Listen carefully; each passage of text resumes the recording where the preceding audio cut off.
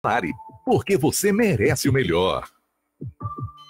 E vamos ao CBN Saúde, nosso segundo bloco. Renata Franco, a nossa entrevistada, fisioterapeuta, professora na área de saúde, tem participação dos ouvintes. Eu vou começar pela Fernanda Godoy, que pergunta o seguinte, ó. Ela tem dores de cabeça e ela pergunta se isso pode estar associado à postura. Pode estar associado e é bem frequente que isso ocorra.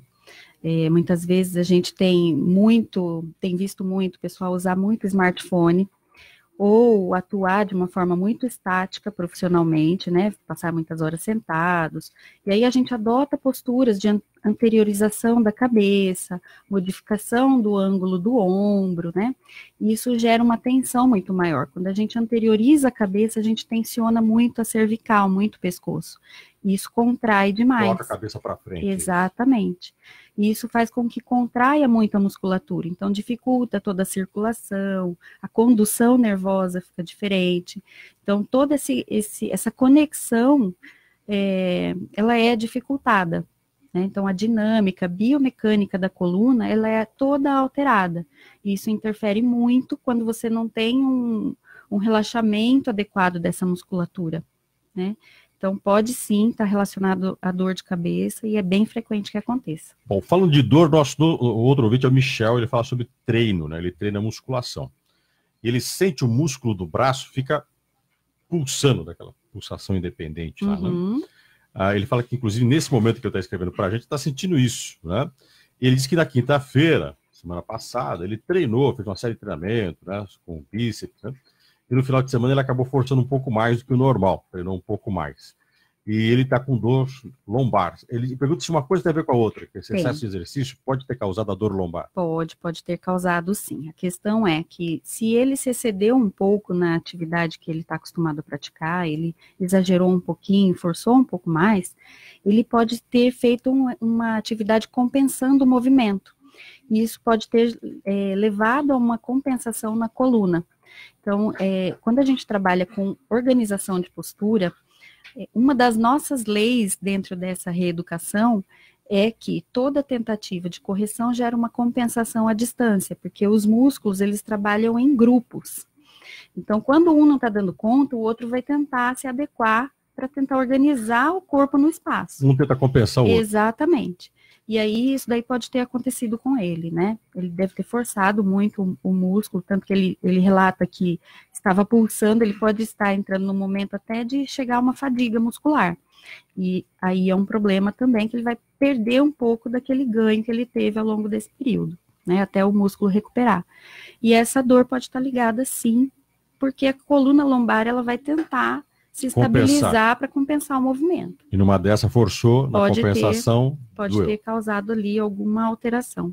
Agora o nosso ouvinte, o Leonardo, nós já falamos de tratamento. Ele pergunta sobre o TIC, que é o tratamento de quiropraxia instrumental. Não é? Ele fala que é uma técnica como forma de amenizar ou até mesmo sanar dores e corrigir a postura corporal. Não é? Ele pergunta o quanto que essa técnica ela é positiva no caso do tratamento de dores na coluna.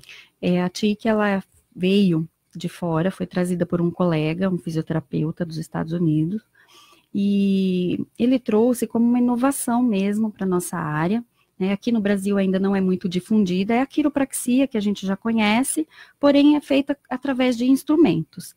Então ela atua com testes específicos, existe um protocolo com testes específicos para que a gente consiga detectar o local de microluxações, pequenos movimentos que a coluna faz para tentar se adequar. Aquilo que você estava falando antes da nossa entrevista, Renata, quando a pessoa às vezes tinha alguma dor nas costas, o atleta faz muito isso, pega, o outro dá um trampo nele, puxa. Isso.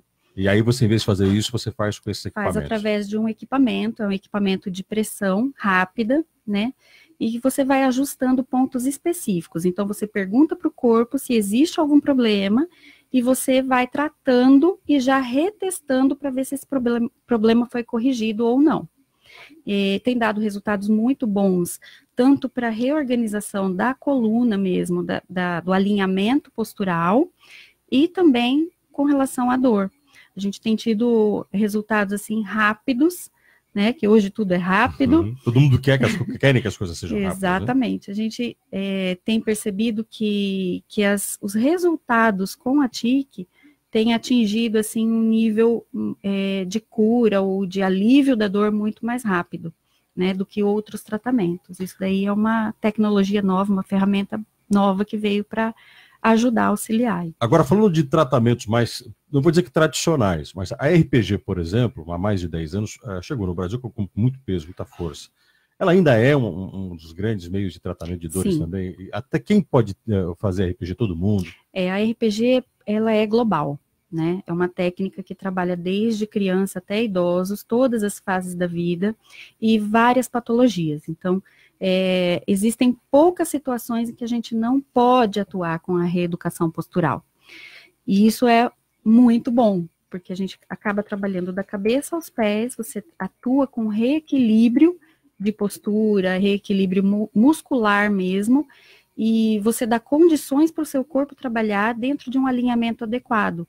E isso faz toda a diferença nas atividades diárias, no alinhamento mesmo, no teu gasto energético vai fazer uma diferença enorme. RPG diferente de Pilates, qual a relação e qual é o tipo de tratamento que o Pilates pode ser feito e qual a relação dele com a questão da coluna? O Pilates, ele trabalha bastante flexibilidade, fortalecimento também, ele é um pouco mais dinâmico do que a RPG, né, e ele foi mais difundido, ele está mais conhecido do que a RPG. Porém, as duas técnicas trabalham em conjunto, né, elas podem trabalhar em conjunto para fazer esse tratamento. Tanto na parte de alterações de postura, quanto fortalecimento mesmo de algum grupo muscular específico, ou do corpo todo como forma preventiva mesmo, né? Então, tanto de maneira preventiva como tratamento curativo mesmo, para determinadas patologias. Então, essa relação é bem próxima da RPG com o Pilates, tanto que nos meus tratamentos eu atuo um período com a RPG, e depois que eu dou alta para o paciente, eu encaminho ele para sessões de Pilates. Quer dizer, ele vai ter que continuar fazendo um tratamento ou um trabalho de prevenção. Exatamente. E contínuo para poder não cair de novo naqueles erros. Exatamente. A flexibilidade do corpo é importante. Se a gente não der condições para o corpo trabalhar, ele vai trabalhar com algum problema, alguma alteração, alguma deficiência, sobrecargas, enfim. E o Pilates é uma ótima atividade para isso. Renata, muito obrigado pela sua presença aqui na CBN. Eu que agradeço. Eu conversei com a Renata Franco, ela é fisioterapeuta, educadora de saúde, quem dera tivesse mais tempo para trabalhar mais temas. Falamos sobre problemas que a coluna pode ter, como é que surgem os problemas desde a infância, falamos um pouco sobre as formas de tratamento. Gostaria de agradecer a participação dos nossos ouvintes, que me ajudaram aqui nessa conversa com a Renata, tirando as suas dúvidas. 10 horas e 58 minutos.